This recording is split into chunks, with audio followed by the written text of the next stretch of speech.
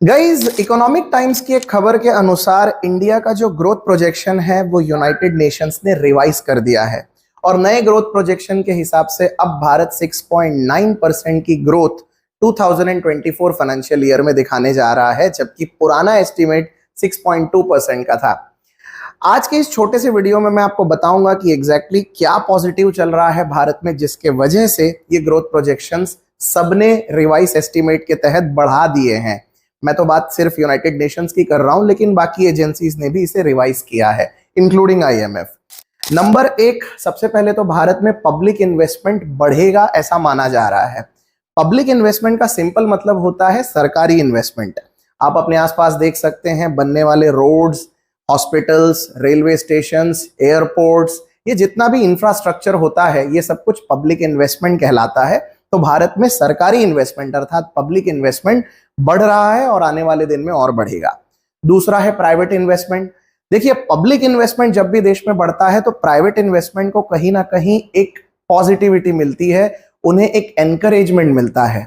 Private investment तभी बढ़ता है जब पब्लिक इन्वेस्टमेंट बढ़ जाता है, क्योंकि कंपनीज को यह भरोसा होने लगता है कि सरकार उनको सपोर्ट करने को तैयार है। अगर सरकार बेसिक इंफ्रास्ट्रक्चर बना के दे दे तो उस इंफ्रास्ट्रक्चर को यूज करके प्राइवेट इन्वेस्टर्स अपनी कंपनियां ओपन करना या अपने बिजनेसेस ओपन करने का काम करते हैं। इसीलिए पब्लिक इन्वेस्टमेंट को पूरी तरह से सपोर्ट मिल जाएगा प्राइवेट इन्वेस्टमेंट का। तीसरी सबसे अच्छी चीज ये है कि इस समय देश में मैन्युफैक्चरिंग और सर्विस सेक्टर में भी थोड़ी सी बढ़ोतरी देखने को मिल रही है। हमेशा से service sector, majorly IT sector तो कमाल करता आया ही है, लेकिन ग्रोथ मैन्युफैक्चरिंग सेक्टर में भी देखने को मिल रही है, जो कि एक पॉजिटिव साइन है। ऐसा इसलिए क्योंकि मैन्युफैक्चरिंग सेक्टर एक जॉब ओरिएंटेड सेक्टर होता है, जहां पर ज्यादा से ज्यादा जॉब्स लग सकते हैं। इसीलिए तीसरी तेजी वहां पर देखी जा रही है। और चौथी और सबसे बड़ी चीज ये है कि भारत में डोमेस्टिक कंजम्पशन बढ़ रहा है, जिसका मतलब ये है कि लोगों में चीजों को लेकर डिमांड बढ़ रही है। आज के डेट में अगर आप देखेंगे तो भारत में डोमेस्टिक डिमांड काफी ज्यादा बढ़ती जा रही है, रिटेल में और होलसेल में, जिसका नतीजा ये है कि ज्यादा से ज्यादा गुड्स और सर्विसेज की मैन्युफैक्चरिंग आने वाले दिन में देश में हो सकती है। यही वजह है कि भारत में जो नया ग्रोथ प्रोजेक्शन है वो 6.9%, ऑलमोस्ट 7% का देखा गया है। आप में से किसी के दिमाग में ये डाउट आ सकता है कि अगर ऐसा सब कुछ होगा तो इन्फ्लेशन का क्या होगा। मैं आपको एक लाइन में बता देता हूं। देखिए, इन्फ्लेशन डिमांड के साथ बढ़ता ही है, ये बिल्कुल डायरेक्टली प्रोपोर्शनल होता है। तो स्वाभाविक सी बात है कि जितनी इन्फ्लेशन जितना डिमांड बढ़ती चली जाएगी, इन्फ्लेशन भी उतना बढ़ने के चांसेस रहते हैं। लेकिन यहां एक बात समझने जैसी है कि भारत का इन्फ्लेशन जैसा यूरोप में फैला है या जैसा अमेरिका में इन्फ्लेशन फैला है वैसा नहीं होगा।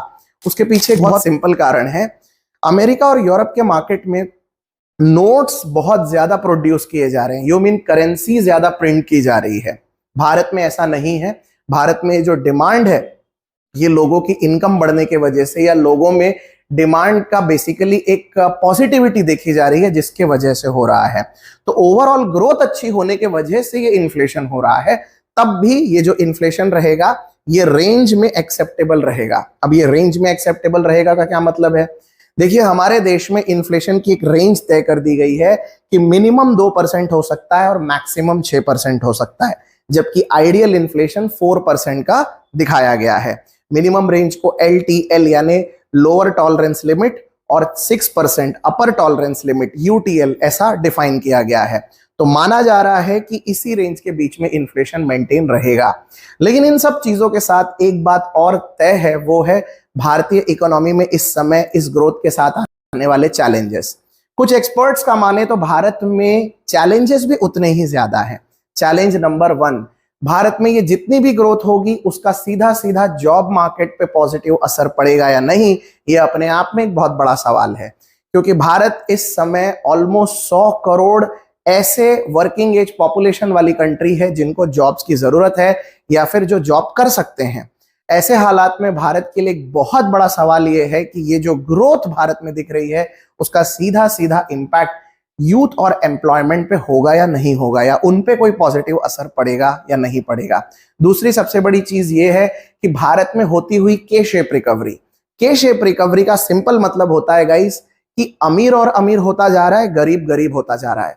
ये जो डिफरेंस है ये अपने आप में इनइक्वल डिस्ट्रीब्यूशन ऑफ इनकम के वजह से होता है, या फिर अगर देश के रिसोर्सेस या देश के बिजनेसेस इन सारी चीजों के ऊपर लिमिटेड लोगों का हक हो और बहुत सारे लोगों को कटौती में जीना पड़े, तब के शेप रिकवरी देखी जाती है, जो कि अपने आप में सही नहीं है। तो भारत में ये जो रिकवरी है ये होलिस्टिक होनी चाहिए, ये भी एक बहुत बड़ा चैलेंज है। और तीसरा चैलेंज है भारत की पर कैपिटा इनकम। आप देख सकते हैं भारत एक तरफ जीडीपी में तो 5th रैंक पर है, भारत फॉरेन रिजर्व्स में भी टॉप 10 पर है, लेकिन दूसरी तरफ अगर देखा जाए कि पर कैपिटा इनकम, तो हमारा नंबर भारत दुनिया में 100 देशों के भी पीछे आता है। इसीलिए भारत में पर कैपिटा इनकम बढ़ाना, एक आम इंसान के जीवन स्तर को बढ़ाना, ये अपने आप में एक चैलेंज है। तो आने वाले दिन में देखना बहुत दिलचस्प होगा कि किस तरीके से सरकारें इससे लड़ती है। इस देश में जो लोकसभा चुनाव के बाद अब जो नई सरकार बनेगी, या जो भी सरकार इस समय सत्ता में आएगी, वो आने वाले दिन में क्या निर्णय लेती है, इकोनॉमिक पॉलिसीज को कैसे गवर्न किया जाता है, टाइम टू टाइम मैं आपको इसके ऊपर अपडेट देता रहूंगा। ऐसी अधिक जानकारी के लिए मुझे फॉलो करते रहिए संकल्प के इंस्टाग्राम चैनल पर, साथ ही साथ ज्ञानबाजी के इंस्टाग्राम चैनल पर। नीचे आपको डिस्क्रिप्शन में उसकी लिंक मिल जाएगी। Thank you so much.